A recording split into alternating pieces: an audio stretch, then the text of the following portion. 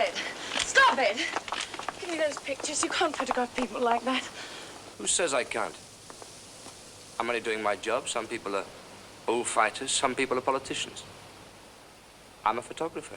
Guys, welcome to a classic film review of 1966's Blow Up, starring David Hemmings, Venessa Redgrave and Sarah Miles. Now, this was directed by Italian legend Michelangelo Antonioni, and it's the story of a London fashion photographer who may or may not have discovered a murder whilst taking photographs in a local park. Now, not only is this a brilliant little puzzle of a movie with a central mystery that frustrates the audience as much as it does David Hemmings' David Bailey-like photographer, but it's an excellent time capsule of a London in the opening acts of the swinging 60s. There's also an amazing scene that I'll mention that's been absolutely destroyed by Mike Myers in his Austin Powers movie.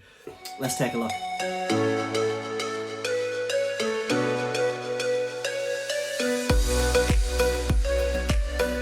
Now, Michelangelo Antonioni's Blow Up was the director's first English language film, hot on the heels of classics like L'Eclisse and his masterwork L'Avventura.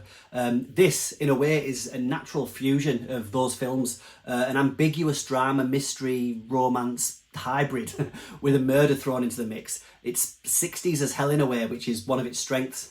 Now, it's the story of a photographer who lives a bit of a hedonistic lifestyle, telling models how to stand and smile as he takes their pictures. But on the flip side, he also spends nights in homeless shelters in order to take photographs of its occupants. And now he seems unfulfilled in his work and a bit bored, so he's clearly looking for some drama.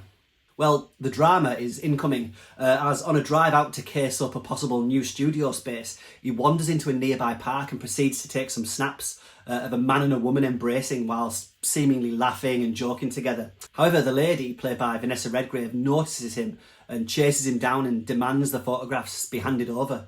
She even turns up at his flat to get the film back, suggesting that she offers herself as payment at one point. Now, Hemmings fobs her off, but when he eventually develops the photographs he's taken of her, he begins to notice something sinister lurking in the details. Now, as he zooms into the photographs, redeveloping each one as he goes, he begins to notice shadows and shapes emerging. Is that a face in the bushes? A gun even? And is that smudge beneath that bush a body?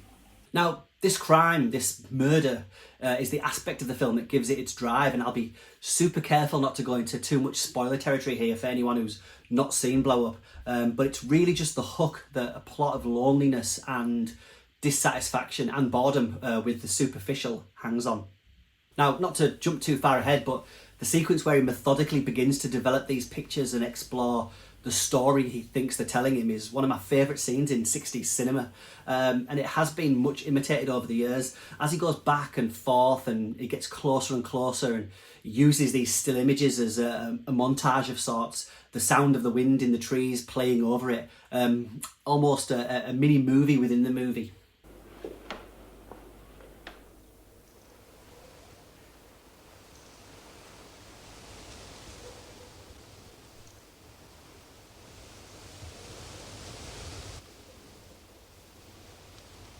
Now, what I'm personally fascinated by here and what I think Antonioni does brilliantly is present London as a pretty grey and grimy looking place. Now, remember, this film was released on the eve of a summer that would see England conquer the world in football and the Beatles enter their psychedelic phase with the release of Revolver. Suits were tight, skirts were short, and flowers and peace and love was the flavour of the day. Or was it? Now, maybe it took an Italian to come in and present the real London that he saw. Blow Up opens with the drab sight of men leaving a doss house. There's a party scene here where everyone seems miserable and the house it's held in is just a pigsty.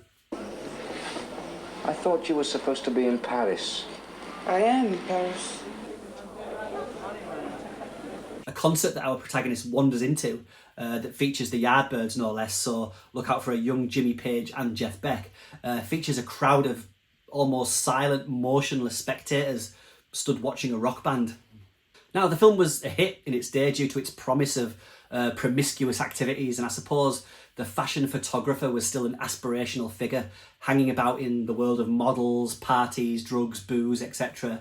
All of those things are here, of course, but for me, the film is at odds with this way of life, and it's asking, along with Hemmings, what else is there? An impromptu get-together he has with a couple of young ladies begins as a frolic but ends with him first noticing something unusual in the pictures that he took in the park, at which point the party's over. Now, I could go on and delve even deeper, but that's the beauty of the film, I think. You can chip away and keep looking at it from different angles, much like our hero does with his photographs. Now, I've intentionally not discussed the film's third act, as its direction might not be what you'd expect, and it's better to be discovered and then rediscovered, to be honest. The film also features the lovely Sarah Miles, a couple of years before she'd appear in Ryan's Daughter. I think she plays the girlfriend of Hemmings' flatmate here, who in a few scenes hints at a history with him as well, but will soon, and the same goes for Venessa Redgrave's Jane, just vanish from the film. Crikey, I forgot I'd mentioned Austin Powers, so yeah, this was certainly one of the films that Mike Myers was riffing on. Just compare this scene. Great! No, head up. Lap on me. Now, go on, yes! With this one. Yes. No! Never get end on sprint. What say we go out in the town and swing, baby, yeah! So I don't think David Hemmings' character is named throughout the film, but he's credited as Thomas, I think. He'd go on to star in all sorts of movies, from Camelot to the more recent-ish Gladiator, and he was in Barbarella, of course, as the hilariously named Dildano. Now, he's not particularly likeable here in this film, to be honest, but he suits the part and does portray the sense of detachment to the real world and a disinterest in the fashionable, superficial world he's part of. But even with beautiful girls, you look at them and that's that. That's why they always end up by... And I'm stuck with them all day long. Now, 15 years after this, Brian De Palma would, of course, essentially remake Blow Up as 1981's Blowout, now with John Travolta's sound engineer, thinking he's heard a murder whilst out recording night sounds with his microphone. It's another great film and up there with De Palma's best work. It would make a great, if not obvious, double bill with Blow Up. Now, there's a great soundtrack here too that features some excellent work from American jazz legend Herbie Hancock, and I think this might have been his first film work. Now, Antonioni only made around a dozen feature films, many of them excellent, but here he takes the swinging 60s and peels that glitzy layer away to show an underbelly of cold detachment where the tedium of real life forces you to find some danger and excitement, whether it's really there or not. Go check it out. Somebody was trying to kill somebody else. I saved his life. What makes it so fantastic... Look, hang on when you run, there's somebody at the door.